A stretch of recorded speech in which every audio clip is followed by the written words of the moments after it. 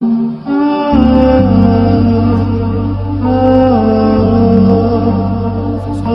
Quraisy Shihab merupakan salah seorang habaib yang tidak pernah mau dipanggil Habib.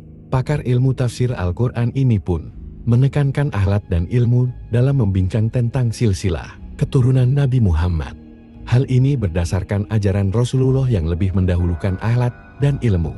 Orang boleh berbeda pendapat apakah sipulan keturunan Rasulullah atau tidak. Di sini lahir yang dinamai ilmu nasab.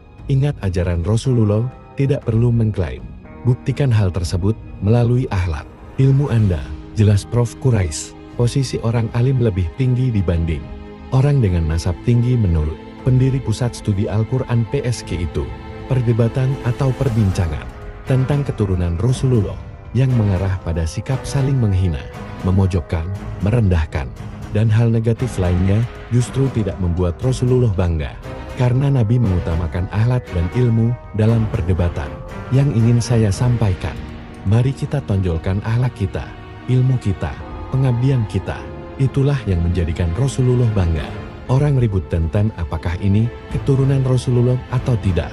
Saya tidak komentar itu, tegas Prof. Quraisy. Penulis kitab tafsir Al-Misbah ini menambahkan, masalah Ahlul Bait atau keturunan Rasulullah dijelaskan di surat Asy-Syura ayat 23. Artinya, itulah karunia yang dengan itu Allah menggembirakan hamba-hambanya yang beriman dan mengerjakan amal soleh. Katakanlah, aku tidak meminta kepadamu sesuatu upah pun atas seruanku kecuali kasih sayang dalam kekeluargaan, dan siapa yang mengerjakan kebaikan akan kami tambahkan baginya kebaikan pada kebaikannya itu. Sesungguhnya Allah Maha Pengampun lagi Maha Mensyukuri. Baca juga kepalsuan nasab, kajian antropologis Ibnu Khaldun dalam Mukaddimah tafsir ayat ini. Menurut Abdullah Ibnu Abbas menyatakan, memang tidak diingkari adanya wasiat anjuran serta perintah untuk memperlakukan Ahlul Bait dengan perlakuan yang baik dan menghormati serta memuliakan mereka, karena sesungguhnya mereka berasal dari keturunan yang suci dari Ahlul Bait yang paling mulia di muka bumi ini. Dipandang dari segi keturunan, kedudukan, dan kebanggaannya, ada jaminan di dalam Al-Quran bahwa keturunan Rasulullah masih berlaku. Ini disepakati.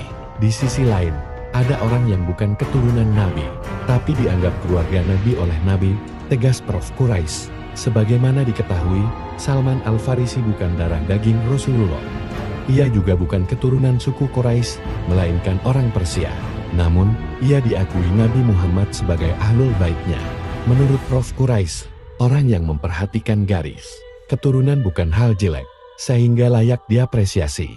Dengan begitu, perkembangan ilmu juga terjadi. Perhatian manusia ke garis keturunan bukan hal baru, karena bab ini juga terjadi di dunia penelitian dan riset, seperti memperhatikan keturunan dari hewan, sehingga bisa diambil sebuah kesimpulan ilmiah. Masyarakat, tidak hanya dari Arab, tapi juga umum, sangat memperhatikan garis keturunan nasab, bukan hanya garis keturunan manusia, tapi juga binatang. Jadi wajar apabila ada orang yang memperhatikan garis keturunan. Bobot, bebek, bibit, tanda Profesor Quraisy Shihab.